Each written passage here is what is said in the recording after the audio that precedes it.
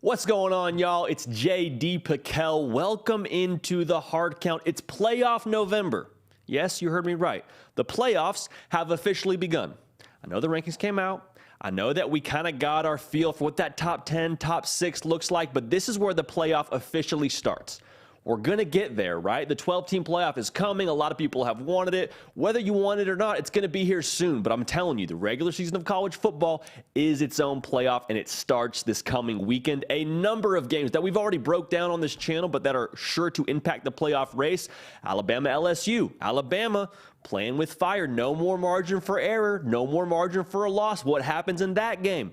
You got Tennessee, Georgia. That is a playoff game. I mean, we can look at that game right now and say whoever wins that one, their playoff odds are impacted substantially. Just ask Vegas. Ask the ESPN predictor machine that they have for the playoff.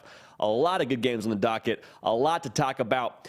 So many of you come to us during this live show, hit the live chat up, and we love that so much. And you get into what happens if this team loses this game? What happens to their playoff chances? Well, this show primarily will be focused on the different playoff scenarios that could potentially occur throughout this coming weekend and beyond. A lot of playoff impact. We're going to break that down.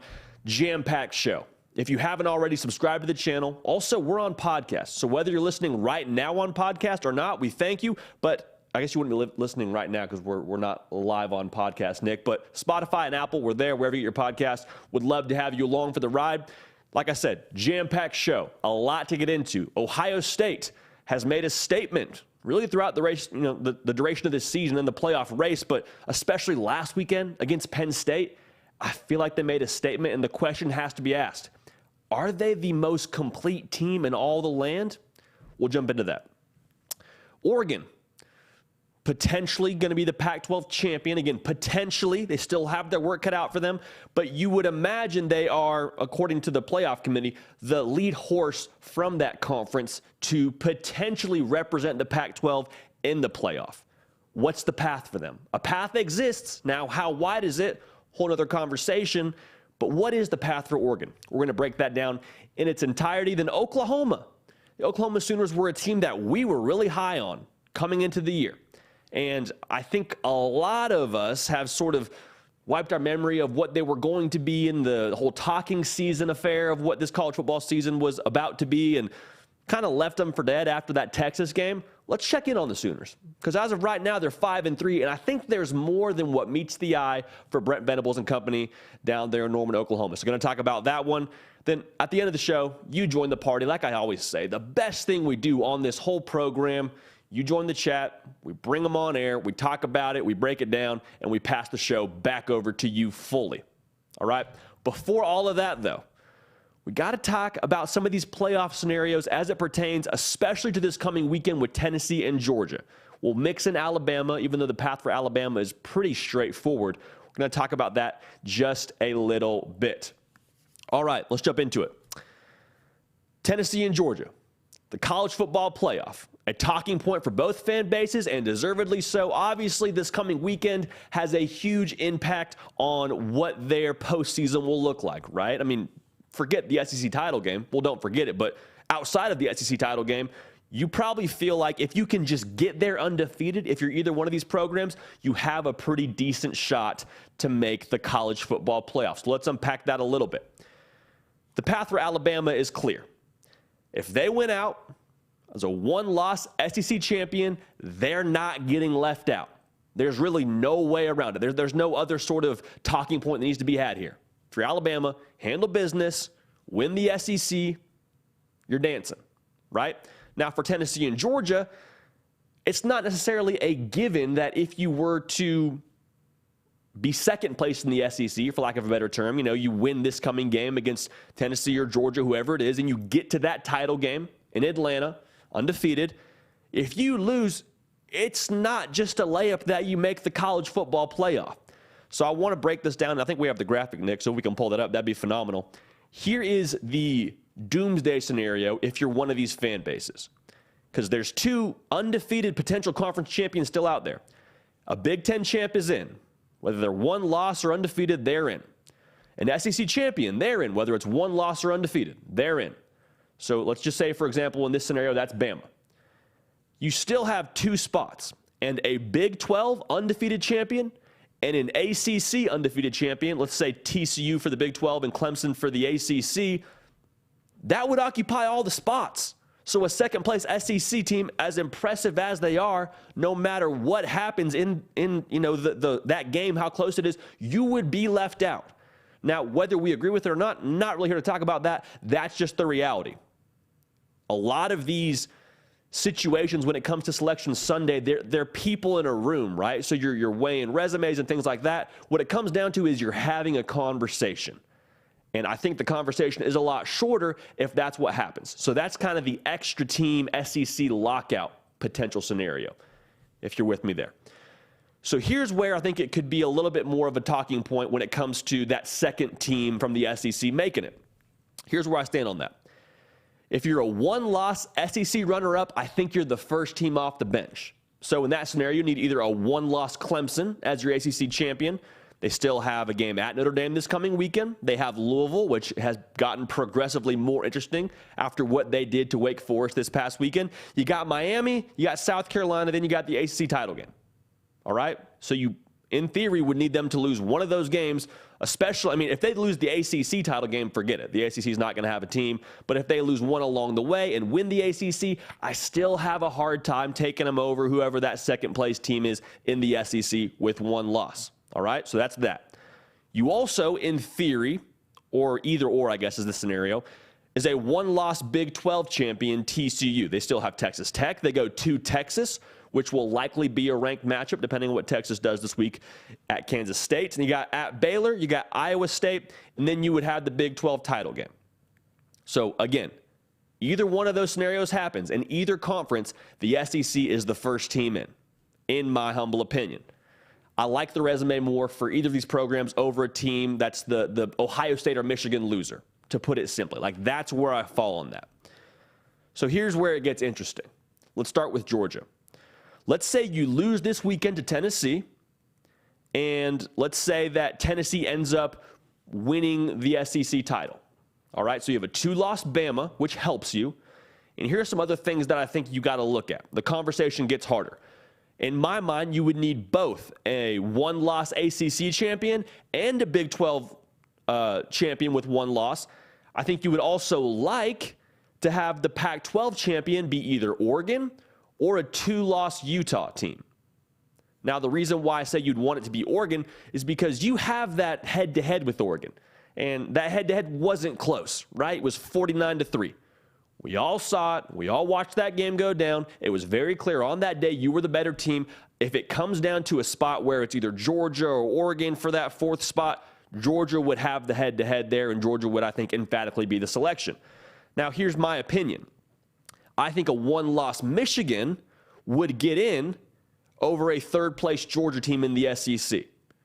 Again, this is a conversation that we have. People sort of decided at the end of the day, but I think that conversation gets a whole lot more difficult if you're Georgia in third place. Now, if you're in second place, I think the two scenarios I mentioned with the ACC and the Big 12, that helps you in the head-to-head with the Pac-12 becomes a reality as well. So for Georgia, if they lose this weekend to Tennessee, the predictor index, rather, for ESPN has them at a 31% chance to make the playoff. 31% is not great odds, to put it simply. So let's shift our focus over here to Tennessee. What if Tennessee takes a loss this weekend in Athens to Georgia? They're not favored in the game. We picked them to win the game, but besides that, the public doesn't believe they're winning the game, if that makes sense, if we're going to go ahead and phrase it that way. So let's say that Alabama wins, and let's say that Georgia ends up losing in the SEC title game. You with me? So we got a one-loss champion Alabama, you have a one-loss Georgia, and you have a third-place Tennessee. So this is what Tennessee's resume would read as. 5 ranked wins, and your one loss to the number 3 team in the country. Not a bad resume. So, with that being said, you're looking at a third-place Tennessee team. Here's the potential resumes that you're up against. You have a one-loss Big 12 champion TCU, 6 ranked wins, and a non-ranked loss, or 5 ranked wins and a ranked loss to, let's just say, Texas, for example. Texas is ranked right now. They're still on their schedule. That would probably be the best loss, quote-unquote, that they have available. Another potential resume you're up against, a one-loss Oregon. 5 ranked wins. Their one loss is to the common opponent of Georgia. So this kind of matters. Then how do you play this weekend against Georgia? Let's say you lose 50-3. Well, then actually Oregon has the better loss there from a margin of victory standpoint. I don't think that's going to be what happens. Vegas doesn't think that's what's going to be what happens, but it's something to look at nonetheless. You'd have the common loss there. And I think playing better against Georgia than Oregon does probably leans your direction. This is an interesting one.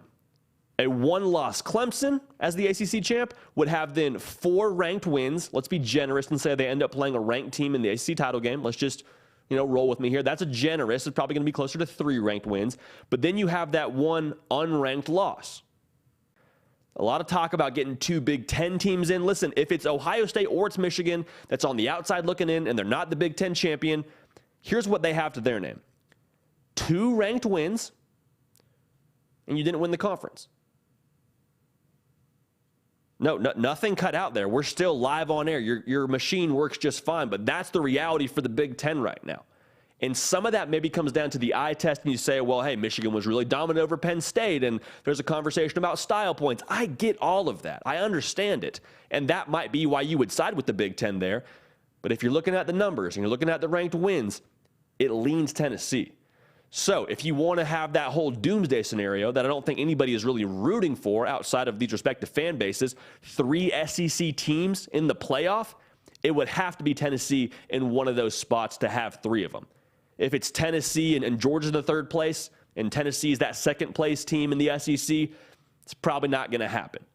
But all that's to say, there is very much a path for Tennessee to make the playoff regardless of what happens this Saturday in Athens. All right? There's going to be a lot of people that say, well, you're based in Nashville. Of course you're saying this, right? You got ties to Grant Firking, who's at Tennessee. Okay, I hear what you're saying. I grew up in California. I went to school in upstate New York. Like, I'm the farthest thing from a homer here, right? Like, I love college football, all right? That's the whole thing I want to talk about right now. There's no dog in the fight here. That's the reality. ESPN has a 44% chance for Tennessee, if they lose this weekend in Athens, to still make the playoff. So is it likely? Probably not. Is there a path? However narrow it may be, it exists. We'll leave it at that.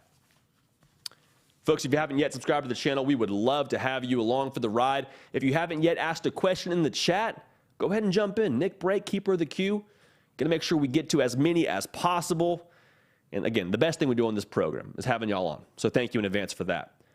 But the SEC is a wild spot to keep an eye on in November, especially as we get closer and closer to Atlanta, assuming the things that we believe to be stable stay stable and those teams win the games leading up to those games. I mean, it's going to be anarchy, all right? Even trying to craft that segment together felt like trying to do a math problem you just don't get. But it's going to play itself out in the field, the most beautiful thing about it. Moving right along.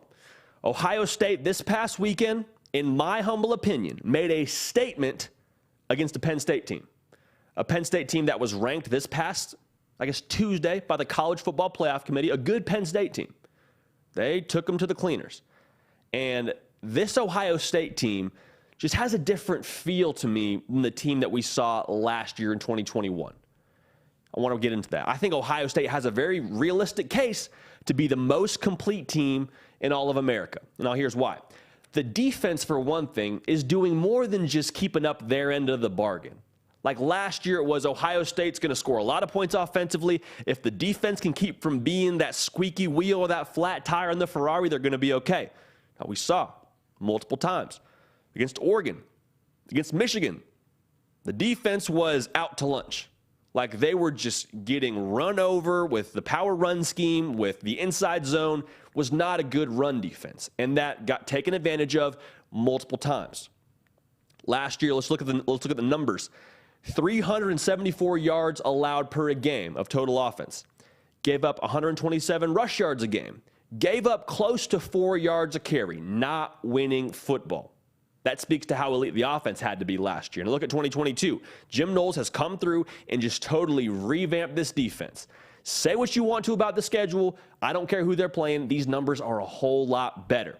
allowing 100 yards less of offense a game. They're top 5 in the country, giving up only 270 yards. They're allowing less than 100 yards on the ground. They're top 5 in the country, I believe, top 10 in the country. 2.9 yards a carry, that's good for number 7 in the country allowed. This program, this defense, like I said, doing much more than just hanging on tight for dear life while the offense scores points. This defense has now gone from being the nail to the hammer. They are now the aggressor with Jim Knowles as the defensive coordinator. And it feels like, to me, from this past weekend, they now found themselves their signature game record. And you know what I mean when we talk about these Ohio State teams that really make noise in the playoff and play important games in January. Larry Johnson, one of the best defensive line coaches in the entire country, always has one of his guys, whether it's Chase Young, whether it's one of the Bosa brothers. This year they got JT Tuimoloau. Absolutely stepped onto center stage last week, had one of the best statistical performances that I've ever seen from a defensive player, much less a defensive end. Just think for a second, what if this is just his coming out party? What if this is just the beginning for him and he has more under the hood? I'm just telling you, it's the mark of all great Ohio State teams. And if this really is just the tip of the iceberg for him, as a lot of people in Columbus believe it is, Ohio State's going to be dangerous. And the defense is a huge part as to why I think they have a chance to really, really make some noise in that whole college football playoff conversation. They've allowed the offense to eventually find it. Now, what do I mean by that? We've seen it from a couple of different games, whether it was the Penn State game, whether it was the beginning of the Iowa game, even though they scored 26 points in the first half, they were settling for field goals pretty frequently, whether it was the Notre Dame game. The offense took a minute to get into gear. And you know that I've said this before. Ohio State offensively has an extra gear that I don't believe a lot of teams in the country have, maybe outside of Tennessee, Georgia, you can sprinkle in Alabama. The monster gear. The gear that, it's like when you play Super Smash Brothers and you get that star power, you're just untouchable. And it's nobody's fault. It's nothing that your defense is doing incorrectly. You just personnel-wise are out-schemed, outmanned, and Ohio State has found their tempo. They found the monster gear. Well, it used to be you got to hit that right from the jump if you're Ohio State in order to be able to win that game convincingly. Not the case anymore. For Ohio State, the defense now can do more than just hold it down until the offense finds it. And they found it last week in a big way, in the fourth quarter, mind you, against Penn State. So obviously, if you're a complete team, you got more than just the defensive side rolling. And we've come to expect Ohio State's offense to be really elite every single year. I think they may even be better this year. And that's saying something. I mean, looking at the numbers right now, they scored 45 points a game last year in 2021. Right now, through 9 weeks into the season, going into week 10, averaging 49 points a game. It's slight, but I'm telling you, the numbers don't lie here. Numbers can kind of tell half the story. Not the case here.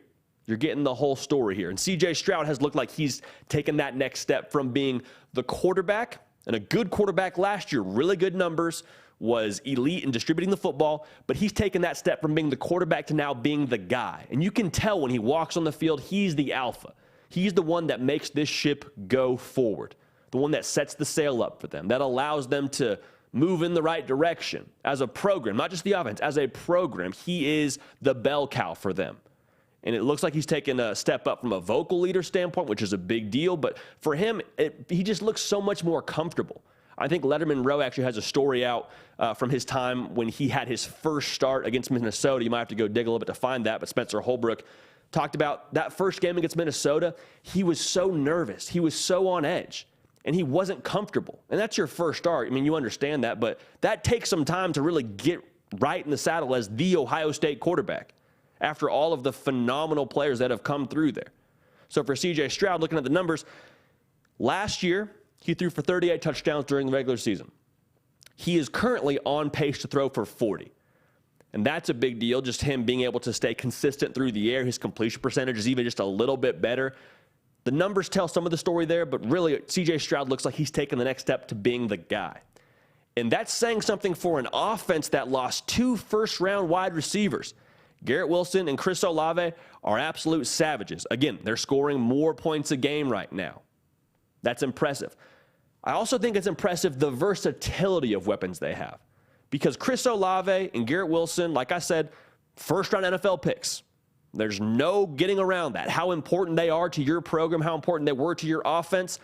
To the same token, both those dudes stand right around 6 foot. Marvin Harrison Jr., he's 6'4".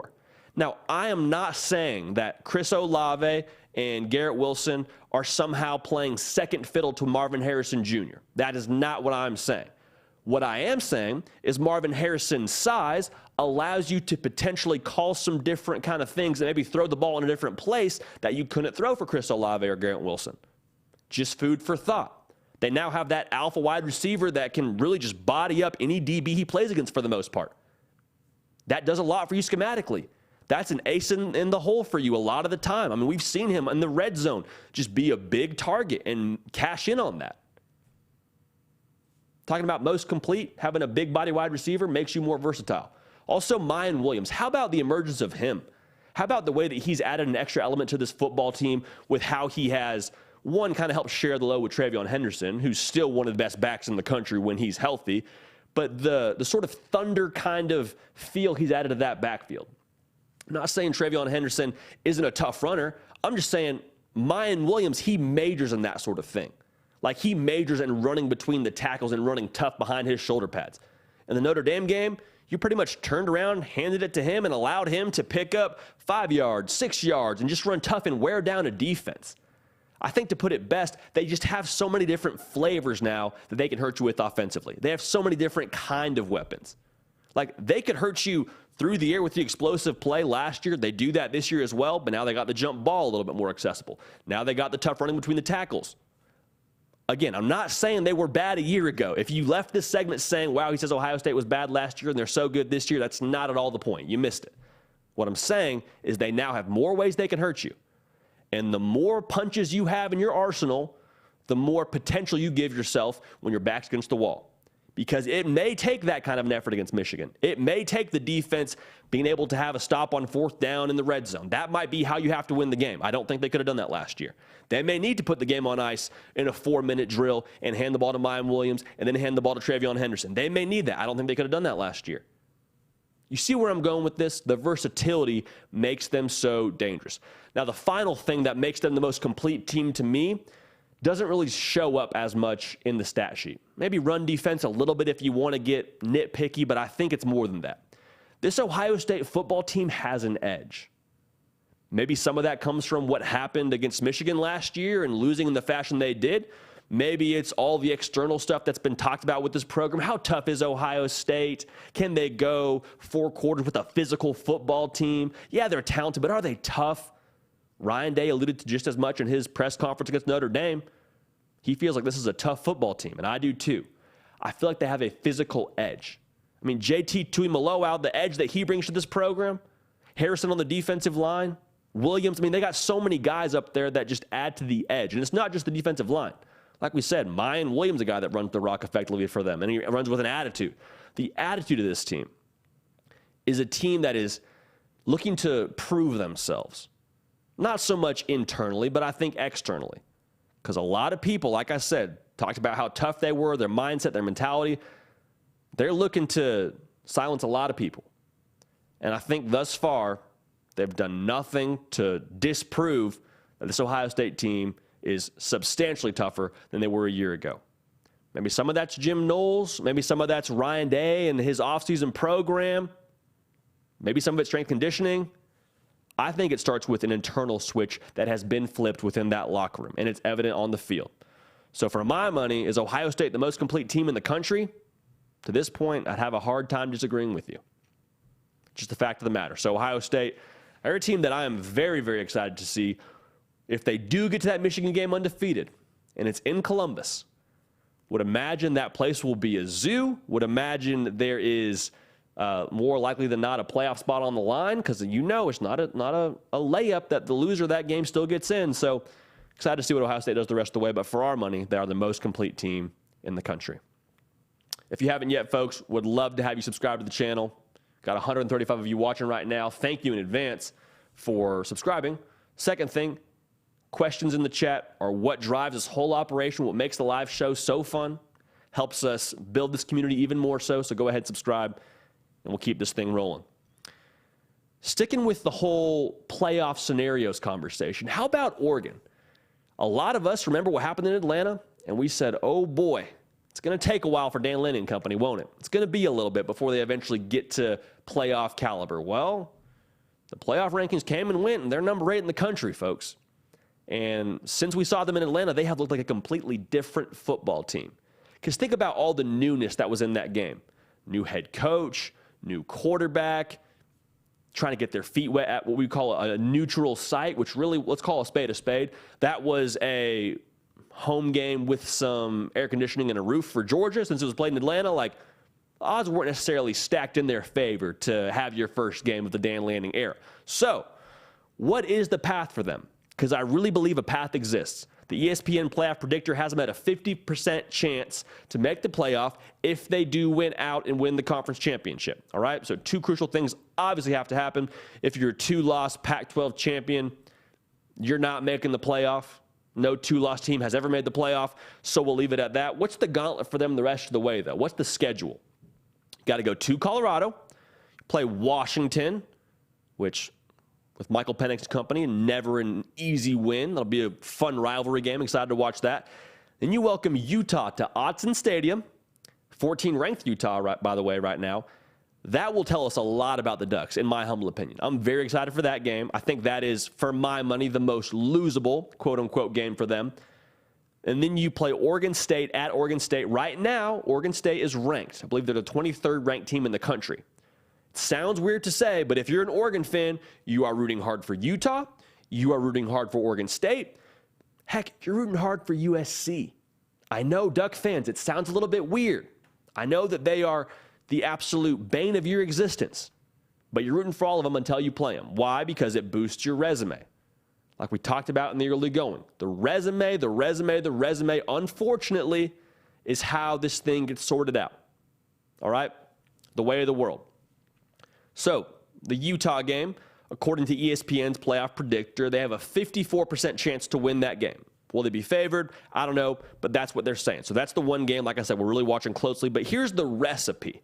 Everyone wants to talk about scenarios and ingredients that go into this whole playoff thing. Here's the recipe for me that give Oregon the best chance to win, to get to the college football playoff. Need a 2-loss Michigan or Ohio State.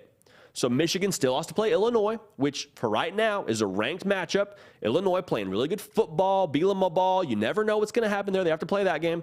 Ohio State, I believe, goes to Maryland. That's probably their biggest test. Now, why are we talking about these games? Because somebody's got to lose when they play in Columbus, right? Like Ohio State has to lose or Michigan has to lose. If they show up undefeated, you don't want to get into Michigan's resume versus Oregon's resume or Ohio State's resume versus Oregon's resume. You want to just kind of have that off the table to begin with. A 2-loss team doesn't make it in. You would like for one of these programs to have a loss before they get to playing each other. Because, again, guarantees one of them having 2 losses. That's the first thing. Second thing you would like the SEC champion to be from the East. So whether it's Georgia, whether it's Tennessee, you want one of them to run the table, go undefeated, be the number 1 seed. Well, why is that? Because then it avoids the scenario where you have 2 SEC teams potentially being in. Doesn't lock it up for sure, but it avoids that scenario. Because you would have a 2-loss Alabama. And a 2-loss team is not getting in the playoff. History is our teacher. Until our teacher tells us something different, that's the method I'm going with. This is something you would also want. All right, here's 2 wants for you. You would like Clemson to have 1 loss, and you'd like TCU to have 1 loss. Those are 2 really interesting ingredients when it comes to the college football playoff because right now they're both undefeated.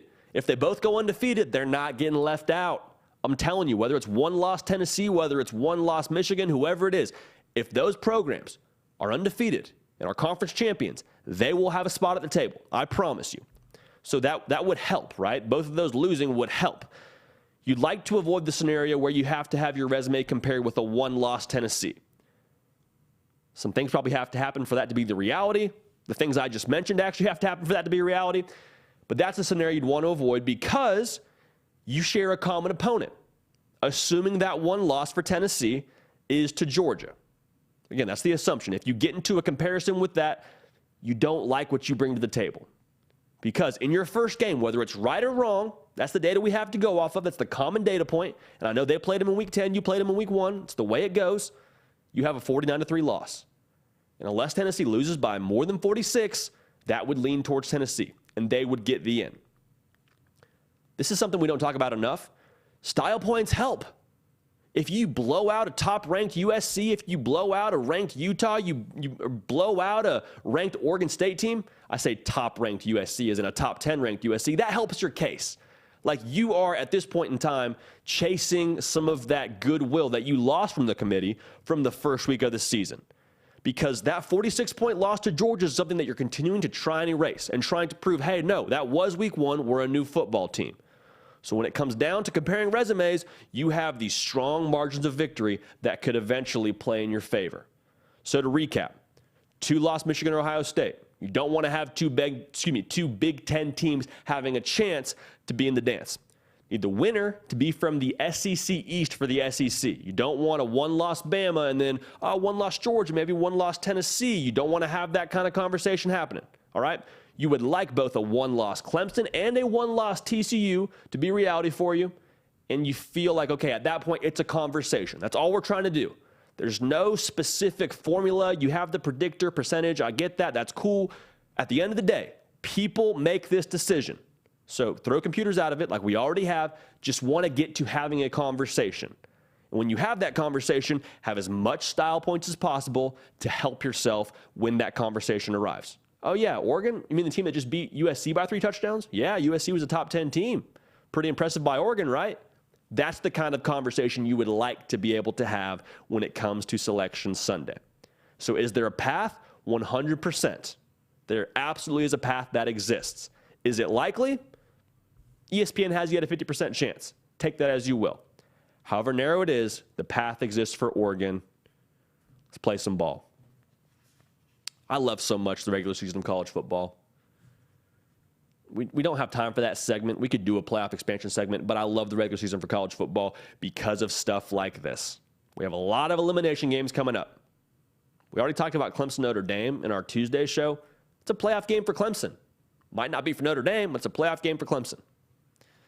If you haven't yet, subscribe. We appreciate you in advance. Let's check in on the Sooners.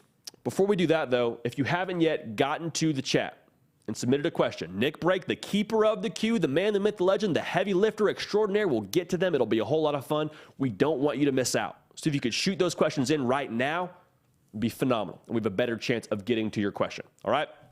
As I was saying, the Oklahoma Sooners are 5-3. And the last time we really checked in on the Sooners, it was after the Red River rivalry, and they lost, I believe it was 49-0 against Texas. And we said, oh boy, golly, Brent Venables, huh? A lot of other people were saying Brent Venables bad hire, right? Can't believe they fell for that. I think ESPN actually, during a mid-season article they have out, talking about mid-season reports for first-year head coaches, they gave Brent Venables a D+, which I think is a wild grade to give, but we all got to make some money, huh? Nothing about Brent Venables is untrue from when you hired him. Let me stress that again. Everything about Brent Venables that you hired him for is still true. I think the best way to say this is when you got married to Brent Venables, you didn't marry him for money as Oklahoma. Like, you didn't marry him for the ROI in 2022. You hired him for culture. You hired him for the defensive edge he's going to bring. You hired him for recruiting. All three of those things take some time to get installed. They take some time to have the ROI be present. You married him for the culture, for the defensive edge, all those things. Like, that's a thing that takes some baking to eventually get there. So there's some like long game you got to play here. And you're not going to see those in 2022, which is unfortunate. Now, the thing that we missed on and we thought would have more of an impact, we thought the defense would be a little bit more substantial in terms of its importance in a game. We thought they'd be able to hold their own a little bit better, but that's not the case. All right? Doesn't mean the defense isn't going to be good, because Brent Venables, I promise you, that's the next point I want to get to, he's not putting his name next to anything that's happening on the field right now in terms of endorsing it. He's not saying, man, I guess my scheme doesn't work in the Big 12. He's not saying, wow, I guess I got to go ahead and adjust what I believe works. He said it in a press conference, I believe it was after the Iowa State game. He said, you got to stay faithful to your processes and what you believe works and get to executing that. Right now, they're not executing. Maybe some of it's a personnel thing. And he's taking care of that too. That's a thing they're doing right now. Oklahoma's recruiting at a fairly high level, actually, for how well they're playing right now. On top of that, the offense, it's going to get there, right? Like Dylan Gabriel and company, they've actually been pretty decent. 33 points a game, ranked for 32nd in the country. But even so, Jeff Lebby's not signing off next to what's happening on the field. Jeff Lebby is historically scoring more points per game. At UCF, even though it was group of 5, dock it if you want to, they scored 43 a game. At Ole Miss a season ago, 36 points a game. So it's a process. You're going to eventually get there. But I just want to make sure that we have this conversation right now. What you believe about Brent Venables, there's nothing in 2022 that should shake that belief. All right? Nothing that ultimately should be something that you turn your nose up at with Brent Venables. A lot is going to happen in Norman that's going to be very, very good. But understand, a little bit of a revamp happening, as there is a lot of places in the Big 12. And that's the good news for Sooner fans. The Big 12 Conference is a place with a lot of parity, right? Like there's so much that goes on year in to year out with just by nature of what's happened in the conference, which is just wild to think about. Now TCU is the lead dog, and last year they were struggling to find ways to win, and now they're undefeated. And talking about them in a college football playoff situation. They're 5-3, and they have 3 of their losses to college football playoff ranked teams, right? I mean, Kansas State, Texas, and TCU. All teams that were ranked in the top 25. So if you want to be upset about those losses, you can. But I think the point I'm trying to get at here is the fall for Oklahoma was not top of the top to rock bottom. It was fall from the upper tier to the middle tier. That's okay. You're not falling 500 feet. You fell a few, staircases, which isn't great, but you're still very much in a place where you're going to be competitive next year. You're going to be competitive this year. Heck, if they win out, they go 9-3. Count the bowl game, it's 10 wins. How differently are we talking about Oklahoma from the Texas game to after that bowl game if they're a 10-win team? A lot would have to happen. They still play Baylor. They go to West Virginia. They play Oklahoma State. And they go to Texas Tech. So it would be a tall order to win out, but I'm just saying, it's still possible. And they've won the last 2, so they're kind of starting to catch their rhythm. Going back to the Big 12, you can flip it quick in that conference. Dave Aranda got there during the COVID season, installed everything over Zoom, and they won, I believe it was like 2 or 3 games in his first year. And everybody said the exact same thing then that they're saying about Brent Venables right now. Dave Aranda's not a head coach. He doesn't know what it's like to be a head coach. He doesn't know how to succeed there. He's punching above his weight. Bad hire by Baylor. Hired a coordinator. It's supposed to be a coordinator, right? Sound familiar? Same thing about Brent Venables right now. Give it some time, because the next year, I'm not saying it's going to happen this way, but the next year, Dave Aranda won the Big 12. Him and his Baylor Bears got right quick, fast, in a hurry. And like I said, the parity and just the shifting that's going on right now in the Big 12, I think it's not unreasonable to believe you can be very competitive this coming time next year. All right? Let's keep an eye on that. There's so much being built that you're not going to see ROI on just yet. The fruits of your labor, the seeds are being planted. Let some time pass. Be patient. This time next year, we can revisit this topic. But Brent Venables still has my vote, and everything that you hired him for is still true about him to this day. So don't lose the faith, Sooner faithful. Don't lose the faith. All right. Time for the best part of this entire program. You are joining the party, kicking down the door, cutting the tape, all of that. We want you on the show right now. And so to help be the intermediate from you to this show, Nick, heavy lifter break, joining the program. Nick, how we doing, my man? JD, what's up, man? Happy Thursday, everybody. Happy Thursday, brother. How we doing? How's the chat looking? Doing great. Some good chatting going on. Obviously, there's always a lot of Tennessee fans in the house. There we go. Some regulars, people who are joining us almost every single day. Like I say a lot, whether you're at work, sneak us on your computer, whether you're on your lunch break or you got your day off, we're glad you're here. What do you say we get to the questions, JD? Let's do it, brother. Okay, awesome. So first one comes from Jake Williams. If LSU beats Bama, where do you rank each of them? If LSU beats Bama, I'd probably drop Bama back to where LSU is right now, right around that 10 spot. That'd be huge. Like we talk about playoff November. That's an elimination game for Alabama. Every game going forward will be an elimination game for Alabama. That's a tongue twister, Nick. For LSU, Yeah. I'd probably actually just swap them. Like I think I move LSU somewhere up to 6, maybe 7 if we want to be a little bit stingy. But I think you would just swap places, for my money at least. That'd be a huge win for LSU. It's in Death Valley. Could be a little bit rainy, so we'll see how that impacts the game. But I'm fired up for that one. Absolutely a playoff game for Alabama, and should be a whole lot of fun. But that's where I rank them. Probably just swap them, Nick. Awesome, because we have a fan here in the chat. His name is pretty long. I'm just going to start with his first 2 words. I never. I went around for like 7 or 8 more words. He said the same thing. Switch the numbers. I love it. So, We're in lockstep. Us I think the so. people, man. I think so. That's the people show. We'll go to the next question. A.B. Bailey, who is a regular, welcome back, A.B. Bailey, says, when will we see a big coaching hire at one of the vacant Power 5 schools? And that kind of goes along with another question that was asked. I can't seem to find it, but they were asking, who's going to be the next coach of Auburn. So what do you think about the coaching vacancies right now here, JD? Yeah, AB, great question. Glad to have you back on the program. One of our regulars. We love it. I think Auburn is an interesting place to look for that first hire, just because of the fact that they just got their AD there. I mean, John Cohen is now there, and it would seem like, effectively, to hire a new head coach. Like, the first thing he did on his way to finding his office, probably finding his way around campus, fired Brian Harsin within, like, hours of him being announced as the AD at Auburn, maybe even before that. So I think that's a place that has shown quite a bit of urgency in terms of wanting to hire a head coach. I would be surprised if we don't have a new Auburn head coach by, gosh, I hate to put a date on it, but I would think we'll have one before the national title game. I think we'll know who Auburn's next head coach is. I'm being a little bit conservative there with that timeline, but that's where I fall on that. Yeah.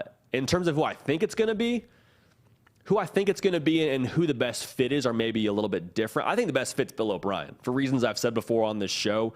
High-capacity individual, has done it at a really elite level at Alabama as a coordinator. He's a Nick Saban rehabilitated coach to a Power 5 program. If it's not Auburn, it'll be somewhere else. He's also been an NFL GM before, which says something about his high-capacity potential and what he could do to handle that Auburn job. So that's who I think is the best fit.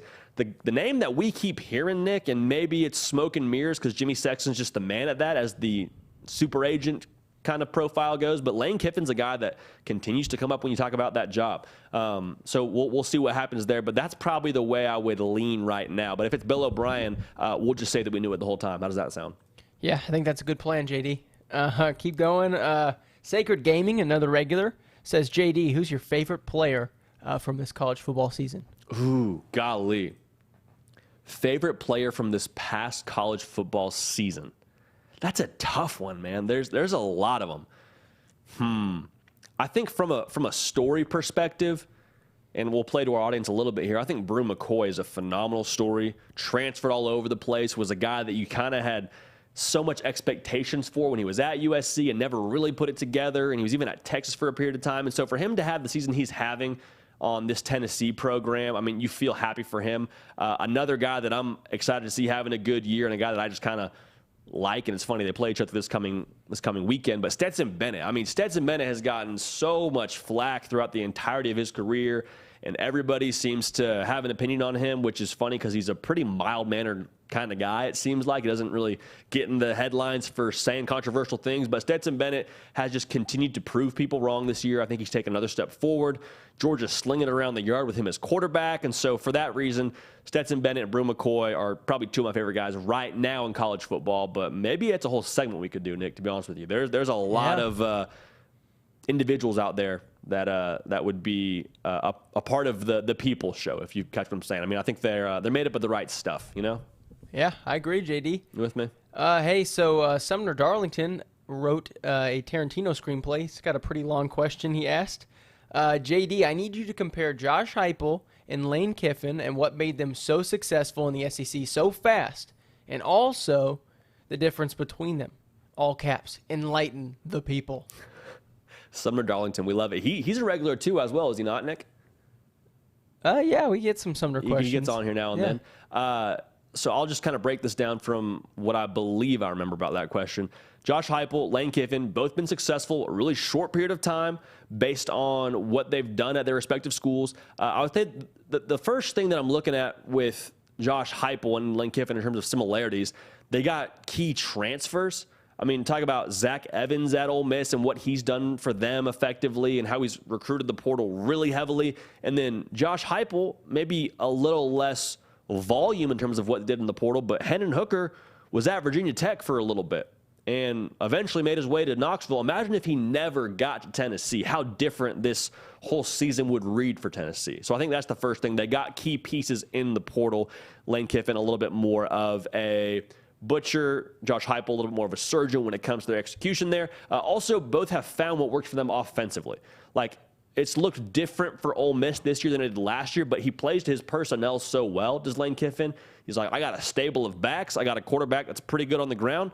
I'm gonna feed my guys. Like I'm gonna let them do what they do, and they did it really successfully against Texas A&M. They ran for nearly 400 yards, Nick. So yeah, I think they found a way to be successful with, kind of playing their style of ball and not being apologetic about that. And then Josh Heupel, I said it on the program on Tuesday, he's a bona fide wizard. Like, just is so impressive with how he schemes it up. He's always a step ahead of the defense. He's just playing chess. Everyone's playing checkers. So I think those two things, I think their acumen offensively has allowed them to be competitive really early on. And the portal, obviously, like I said, helps a lot. Lane Kiffin also got Jackson Dart. So just being able to retool their roster and adapt to their roster as well, schematically. Yeah, sure thing. Good question, Sumner. Parker Seymour, he's got the big Ohio State. The Ohio State logo is his profile picture. What's up, Parker? Parker wants to know, does Illinois have a real shot at making the college football playoff if they win out? Parker, if they win out, that means they're beating your Buckeyes. Parker. Very fair question. So here's the reason why we're talking about this. Illinois has one loss, and they're, let's call a spade a spade. They should be 8-0, right? Like they should be undefeated right now. We'll leave it at that. You can go look up the clip against Indiana if you want to. But a one-loss Big Ten champion would get in. So that would require Illinois beating Michigan, who's on their schedule, and then it would either be Ohio State, like Parker alluded to, or Michigan a second time. So is there a path? Absolutely. The path is actually pretty clearly defined. You wouldn't really, in my opinion, need that much help if you're Illinois and you get into the college football playoff. Just got to win out, handle your business. Is it likely? I would venture to say no, because I don't think they win that game against Michigan, or I don't think they win the Big Ten title against Ohio State or Michigan again. So, we'll see what happens, but the path is there. The path is clearly defined. Parker's showing some Ohio State love with the logo there. We love it. We love having all these different fan bases, Nick. I love seeing that. That's encouraging. Well, we'll go from a Ohio State fan to a Michigan fan, Michael Stamper. How great is the progress in Oregon State this season?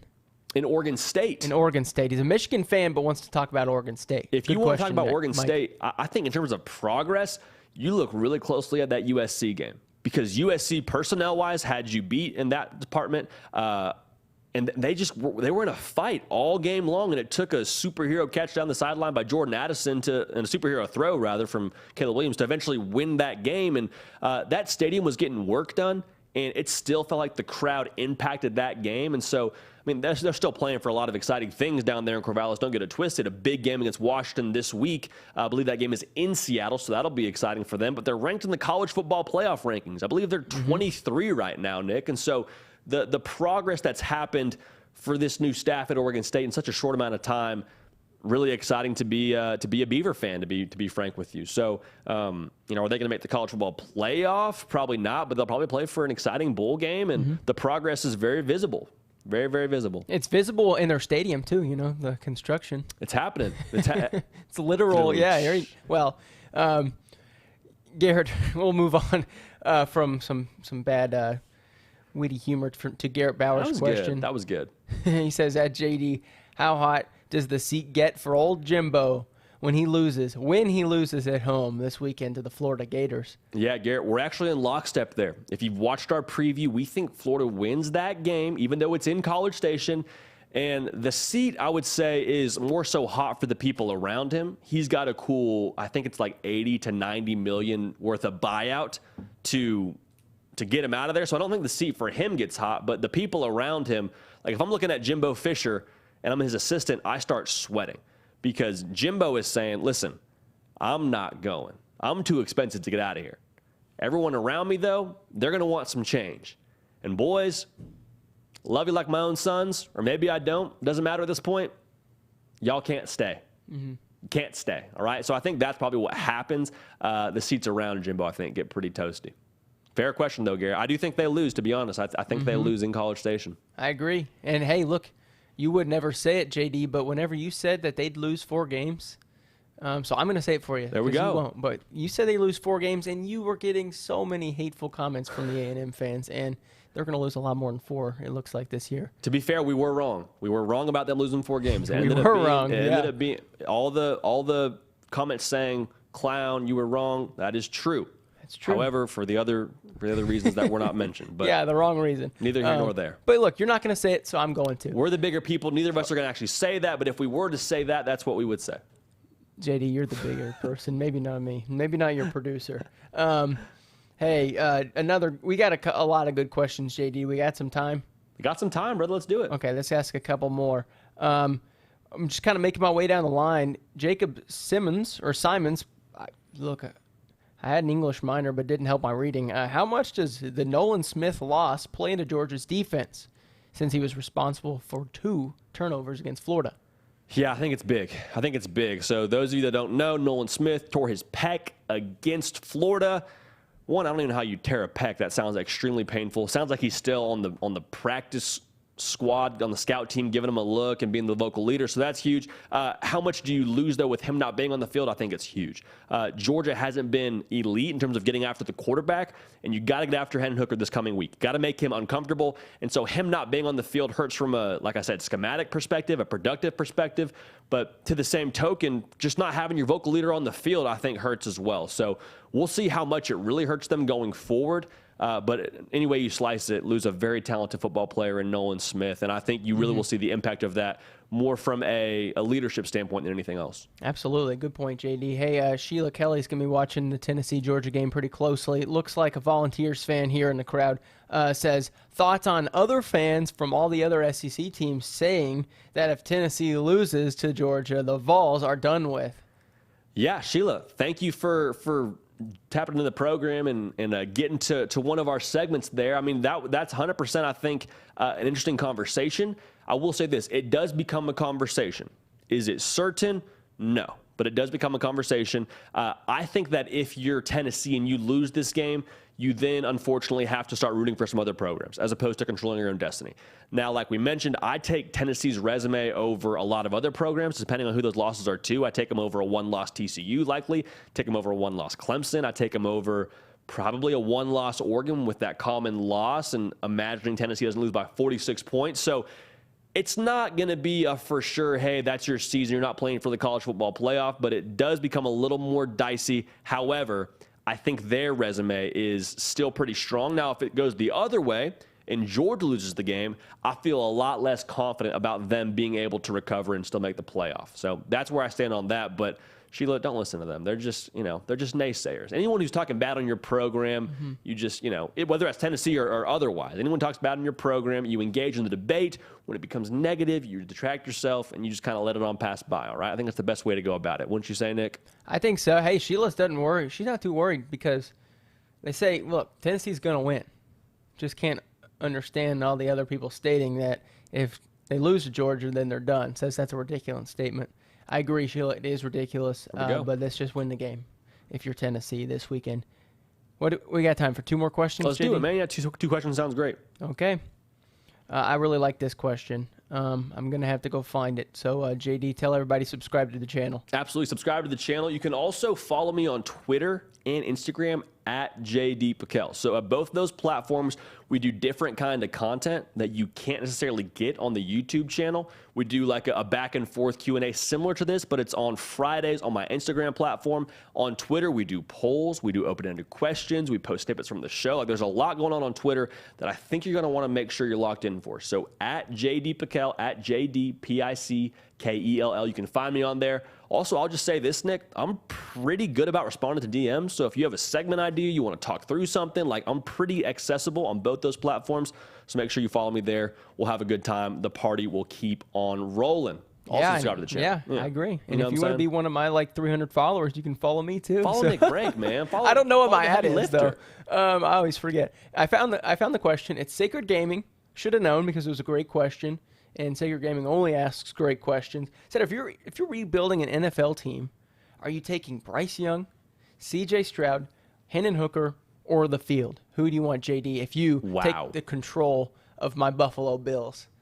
Wow. Well, the bad news is if you're the Buffalo Bills and you get drafted quarterback, you're probably sitting for a few years behind Josh Allen. I think I don't know if these guys are available, Nick, when y'all are taking a quarterback. Let's go to another team. Let's say the Houston Texans. Then that'd be a little safer. Fair enough. You know, this is always a fascinating question because so much of it, to me, is based on what you have around them in the NFL. Like, I think you can throw a player into, I don't want to say any football program at the college level, but there's much less variables that need to be on your side as a quarterback. I mean, at the NFL level, you need to have a coordinator that you like. You need to have a receiving core that works for you, a GM that's going to support you. Like, there's so many variables. And so if all things are being equal, I have a hard time going against C.J. Stroud. I think C.J. Stroud has the ideal size. He's a cannon for an arm. He's got one of the best completion percentages. He's over 70% for his career at Ohio State. And so for that reason, I think the highest floor is probably C.J. Stroud. Now, what Bryce Young's done on tape this year, what Hendon Hooker's done on tape this year are hard to look past. But I think just based on, like I said, the high floor, the lowest risk potential for me is C.J. Stroud. Now, Will Levis is getting a lot of love in the draft circles. That's cool. Nick, I don't get it. Tennessee fans, you probably don't get it. You picked him off 3 times, held him to under 100 yards last week. So we'll leave it at that. We're not going to, get too much after Will Levis here, but C.J. Stroud, for my money, is who I'm taking, Nick. Nick, you're an NFL guy, though. You got some stake in the game there. You have a guy you'd like for your program if you're an NFL GM? Well, I'll be honest with you, man. If I'm an NFL franchise, I'm putting all my money in for Josh Allen. Go Bills. No, I'm kidding. I'm taking Bryce Young. You want the guy who's been under Nick Saban, plain and simple. You want to go to college football with your next guy under his wing for a few years. Although it hasn't worked out with some of these guys, but you look at Jalen Hurts, you look at Tua. Very, very recently has been the key to success is picking that guy who wore that crimson for a couple of years. Former NFL head coach, too, as his OC right now. So you kind of got the pedigree thing going there. Yeah, I'm cool with that, too. I subscribe to that. I totally agree with you. A GM says, my question has been skipped for 2 shows in a row. GM, this is a kid-friendly show. I'm not going to ask your question on air. So we will end with a different question.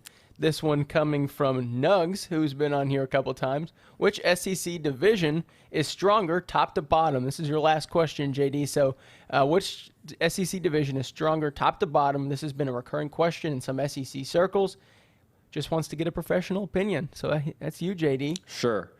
Golly. I mean, you would say historically, right? You'd say the West. Right now, this year, the East is pretty top-heavy with Tennessee and Georgia. I mean, we have a real-life scenario where they could both make the playoff. It's a small scenario, but it could still happen. So let's say for 2022, let's be political here, Nick. Let's say historically, we'll say the SEC West. Now, in 2022, today, I think the SEC East top to bottom is probably just ever so slightly in a better spot. So we'll leave it at that. How's that for sitting on the fence, Nick? That's okay for you? I'm telling you, every show you make more and more case that you could be a politician. I like it. Hey, everybody, thanks for asking so many questions. A lot of debate now in the chat going because of Sacred Gaming's drafting question. So good job there, Sacred Gaming. And I think a great answer from you, JD. I appreciate it, Nick. The floor is yours, my friend. We'll appreciate it, my man. Appreciate it, brother. Yeah, Nick Brake, keeper of the queue, does a phenomenal job making sure we get to as many questions as possible. And thank you to you for jumping in the chat and making this so fun. Like we said it when we started this whole show. Yes, we want to bring college football to you at the most entertaining, engaging, insightful level that we possibly can. We want to do the absolute best we can for you, but even more so, we want to build a community somewhere where you can come and talk with your friends and hear what we have to say and have a good conversation back and forth and understand you're coming to a place where you have someone who understands what makes college football special, the fabric of the sport, the pageantry, the traditions, the passion, all of that. Like, that's why we love this game. I say it every single week. We're not the NFL. We're not NBA. It's not kind of the game or the setup that we have here. And we love it because of that. All right?